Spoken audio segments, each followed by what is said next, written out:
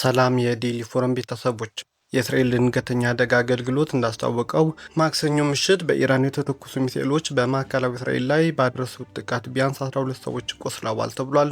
በዝርዝር የምንነግራችሁ ጉዳይ ነው። የአሜሪካ መከላከያ ሰራዊት በመካከለኛው ምስራቅ ያለውን ወታደራዊ አቅም ይበልጥ ለማጠናከር 3000 ገዳማ የሚሆኑ የ82ኛ የአየር ወለድ ክፍለ ጦር አባላትን ወደ ስፍራው ሊልክ መሆኑ ተሰምቷል። በዚህ ጉዳይም ዝርዝር ዘገባ ይዘናል።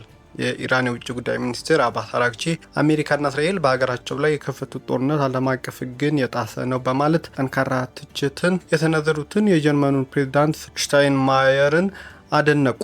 ታዲያ በዚህ ጉዳይ ላይ ኢራንስ ምን አይነት ምላሽ ሰጠች የሚለውን እንነግራችኋለን። ትራምፕ ኢራን ከሆርሙዝ የባህር ሰላጤ እንዲሁም ከነዳጅና ጋዝ ጉዳዮች ጋር ተያይዞ እጅግ ከፍተኛ መጠን ያለው ገንዘብ የሚያስወጣ ስጦታ ለአሜሪካ እንደሰጠች አስታውቋል። ምንድን ነው የሚለውን በዝርዝር እንነግራችኋለን።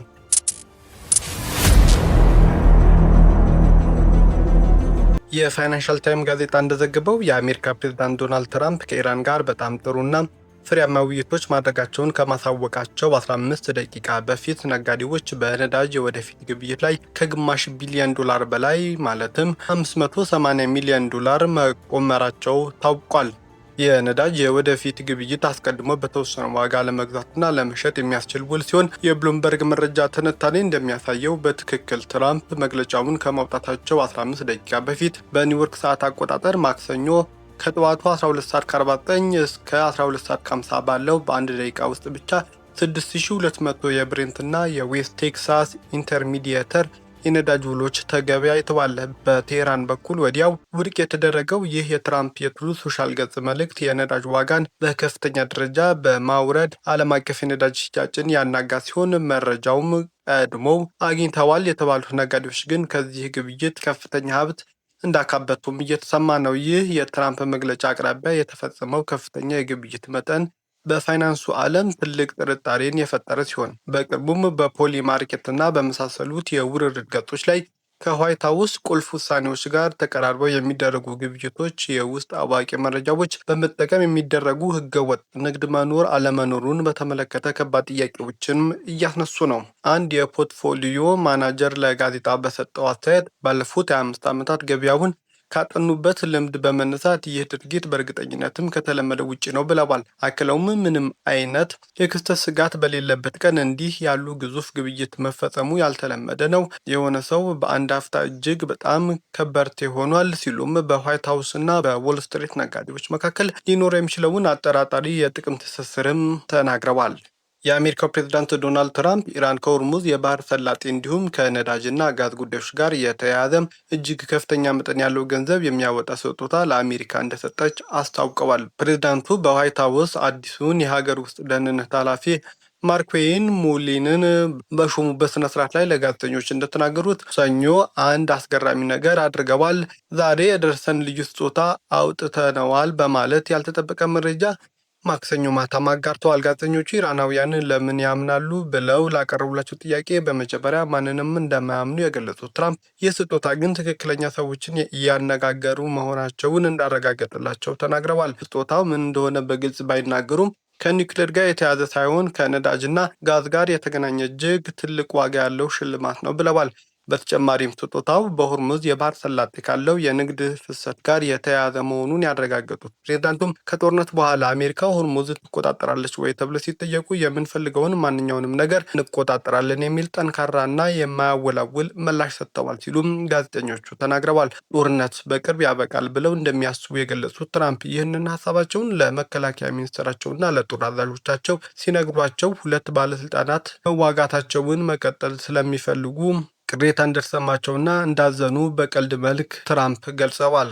አሜሪካና እስራኤል በኢራን ላይ የከፈቱት ጦርነት በአሸናፊነት መጠናቀቁን በማወጅ ጦርነቱ በይፋ ለማቆም ንግግሮች እየተደረጉ መሆኑን አሜሪካ አስታወቀች። ፕሬዝዳንት ትራምፕ እንደተናገሩት በዚህ ጥምር ዘመቻ የኢራን ከፍተኛ የጦር መሪዎች የተገደሉ ሲሆን ቴህራን ከዚህ በኋላ የኒውክሌር ጦር መሳሪያ ላለማምረት ከስምምነት ላይ ደርሳለች። በእነዚህ ወሳኝ የሰላም ንግግሮች ውስጥም ምክትል ፕሬዝዳንቱ ጄዲ ቫንስ እና የውጭ ጉዳይ ሚኒስትር ማርኮ ሩቢዮ በቀጥታ እየተሳተፉ መሆናቸውን ትራምፕ አብራርተዋል። በሌላ በኩል ይህንን የትራምፕ የድርድር ማረጋገጫ ውድቅ በማድረግ አሜሪካ ከምትለው የኒውክሌር ጦር መሳሪያ ባለቤት የመሆን ፍላጎት ከጅምሩም እንደሌላት አቋሟን በድጋሚ እያንጸባረቀች ነው ኢራን።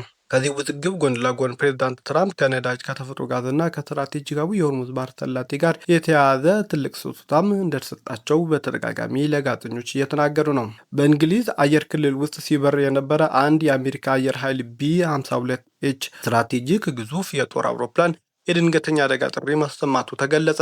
የበረራ ክትትል መረጃዎች እንደሚያሳዩት አውሮፕላኑ በምዕራብ እንግሊዝ ብሪስቶል ከተማ አቅራቢያ በሚበርበት ወቅት በአውሮፕላኑ ላይ አስቸኳይ ወይም ድንገተኛ ሁኔታ ሲፈጠር የሚላከውን የ7700 የድንገተኛ አደጋ ኮድ አስተላልፏል። አውሮፕላኑ RAF ፎርድ በተባለው የጦር ሰፈር ማረፍ የታወቀ ሲሆን ያጋጠመው ድንገተኛ አደጋ ትክክለኛ መንስኤ ግን እስካሁን በውል አልተገለጸም። ይህ ክስተት ልዩ ትኩረት የሳበው በአሁኑ ወቅት በርካታ የአሜሪካ ግዙፍ የጦር አውሮፕላኖች በዚህ የእንግሊዝ ጦር ሰፈር ውስጥ የሰፈሩ በመሆኑ ነው። የእንግሊዝ ጠቅላይ ሚኒስትር ኬር ስታርመር አሜሪካ በኢራን ላይ ለከፈተችው ጦርነት ይህንን የጦር ሰፈርና በህንድ ውቅያኖስ የሚገኘውን ዲያጎ ጋርሲያ ደሴት እንድትጠቀም ይፋዊ ፈቃድ መስጠታቸው ይታወሳል።